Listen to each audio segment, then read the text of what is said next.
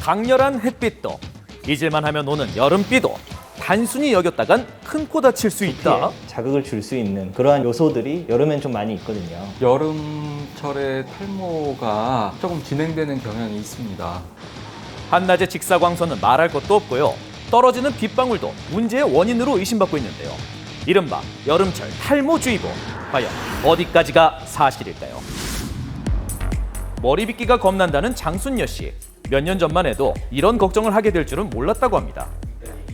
그냥 적당하게 많았어요. 그래도 젊어서 이렇게 뒤로 묶으면 그래도 꽤 잡혔죠, 머리가. 지금은 요만큼 잡혀요.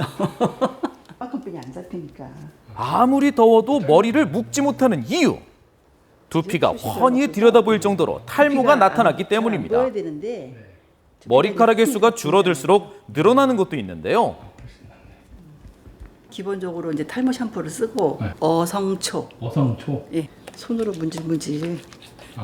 그래서 이제 두피에다가 이렇게 얘도 이렇게 하면 이렇게 특히 이맘때면 그녀의 필수품은 더 많아집니다. 비 맞으면 안 되죠. 혹시라도 그럴까 싶어서 외출을 안 하든지 아니면 뭐 장비를 챙겨가든지. 일기예보와는 상관없이 우산은 필수. 그것도 모자라 중요한 일이 아니라면 바깥 출입 자체를 삼가고 있답니다. 그 이유는 산성비를 맞으면 머리카락이 빠진다는 소문 때문인데요. 답을 하려면 빗방울이 산성은 맞는지 이것부터 물어봐야겠죠? 네, 빗물은 산성입니다. 그렇다면 얼마나 강한 산성일까요? 증발하면은 순수한 물은 pH가 7 중성입니다. 그런데 우리 대기 중에는 탄산가스가 있어요. CO2. CO2하고 화학 반응을 일으켜서 pH가 5.5가 됩니다. 그러니까 하나도 대기 오염이 안 된 깨끗한 비도 CO2의 영향을 받아서 pH가 5.5가 됩니다. 여기에 이제 대기 오염 물질이 들어가게 되면은 그게 수치가 점점 낮아지는 거죠. 대기 중에 늘어난 이산화탄소가 빗물에 녹아들어 산성도가 높아진다면 과연 어떤 결과를 불러올까요? 이 산성비라든가 비를 많이 이제 두피에 맞게 되면 탈모라든지 모발의 염증은 두피에 염증을 일으킬 수 있는 그러할 가능성이 충분히 있다고 생각이 되고요. 결국 문제가 되고 안 되고는 빗물의 산성도에 달려 있습니다. 그렇다면 이번 주 내내 내릴 장맛비는 산성도가 어느 정도나 될까요? 며칠 전 내린 비로 예상해봤습니다. 검측 결과 어떻게 나왔을까요? 대기오염이 안 된 깨끗한 비가 약산성인 pH 5.5라고 했었는데 바로 그 수치입니다. 공단에서 막 공장이 가동되고 그랬을 때 그 오염물질 때문에 산성비가 와서 뭐 채소가 뭐 문제가 되고 뭐 그런 적은 있었습니다. 그래서인지 우리는 이런 소문을 적어도 한 번은 접해본 적이 있습니다. 산성비가 토양을 오염시키는 건 물론 생태계까지 파괴한다는 내용인데요. 하지만 이제 그렇지가 않다는 거죠. 그래도 pH 5.5가 와닿지 않는다면 이건 어떠세요? 마시는 음료보다도 빗물이 약한 산성을 띠고 있습니다. 이 정도면 두피에도 괜찮을까요? 산성비가 그 산도가 뭐 굉장히 우리 진짜 피부 손상을 일으킬 만큼의 강한 산성은 아니기 때문에 우리가 걱정할 만한 탈모를 진행시키거나 그 정도의 영향을 주지는 않습니다.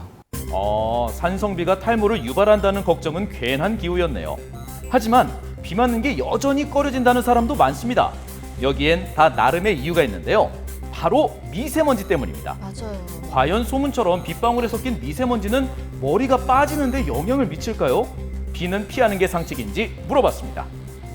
미세먼지가 두피에 내려앉아서 그걸로 인해서 당장 탈모가 진행되지는 않을 것 같고, 미세먼지가 탈모에 영향을 준다면 미세먼지를 흡입하고 그걸로 인해서 나쁜 영향을 받아서 탈모가 진행되는데 아주 조금의 영향을 줄 수는 있겠지만, 그 미세먼지가 두피에 닿아서 그걸로 인해서 직접적인 탈모의 원인이 되기는 어렵습니다. 다행이네요. 미세먼지가 섞인 빗물이 피부 장벽을 통과해 탈모를 유발한다. 이 소문은 앞으로 흘려들어야겠네요. 맑은 날이라고 걱정을 안 할 리 없겠죠. 강하게 내리쬐는 자외선 괜찮을까요? 이건 좀 걱정돼요. 네, UVB 같은 경우는 보통 이제 모발에 있는 단백질 중에 케라틴 이러한 것들을 좀 파괴해서 그 약간 머리를 푸석푸석하게 하고, UVA 같은 경우는 좀 오래 쓰게 되면 탈색이 색깔 변화가 올 수 있다. 이러한 것들을 좀 생각해 보실 수 있고. 때문에 탈모를 일으키는 경우도 종종 있다는데요. 직사광선도 탈모도 피하려면 이게 필수죠. 하지만 여름철 직사광선만큼이나 걱정되는 게 있습니다. 바로 모자 속의 열기와 습기인데요. 그래도 쓰는 게 나을까요? 여름에 이제 땀이 많다 보면 땀과 함께 노폐물들 이런 것들이 쌓이게 되면 운동하고 나서 등 같은 거 잘 안 닦으면 등에 뭐 이렇게 모낭염 잘 생기거든요. 맞아요. 그런 거 마찬가지로 두피에도 같은 피부기 때문에 그런 것들이 충분히 일어날 수는 있는데 땀과 노폐물 때문에 두피에 트러블이 발생할 수 있답니다. 하지만 대부분 뭐 요새 현대인들이 샴푸를 안 하시는 분은 없잖아요. 하루에 한 번은 거의 하시니까 실제로 제가 임상적으로 그런 분들을 맞이하는 경우는 거의 없는 것 같습니다. 네. 그러니까 그 말은 떼약볕 아래서 모자를 쓰면 땀은 좀 날 수 있겠지만 그래도 이로운 점이 훨씬 더 많다는 거죠. 대신 잘 모자를 씻고요. 씀으로 네. 해서 얼굴 피부가 이제 노출되는 걸 막아주는 거잖아요. 그런 거랑 똑같은 원리로 두피도 직접적으로 닿는 걸 좀 막아줄 수는 있습니다. 그러면서 도움이 됩니다. 통풍이 잘 되는 모자라면 효과는 둘째치고 땀이 덜 나서 수월하겠네요. 하지만 그 모든 것들보다 제일 중요한 건 따로 있습니다. 바로 스트레스 관리인데요. 탈모가 일어나는 중요한 원인은 정신적인 스트레스, 생활 습관, 그 중에서도 수면 패턴, 수면 습관 이런 것들이 영향이 크지 두피에 직접적인 어떤 영향, 미세먼지라든지 또는 자외선이라든지 이런 것들이 탈모에 영향을 주는 부분은 극히 아주 적습니다. 만약에 그것 때문에 신경을 쓰신다면 그것 때문에 받는 스트레스가 아마 영향이 더 클 오히려? 겁니다.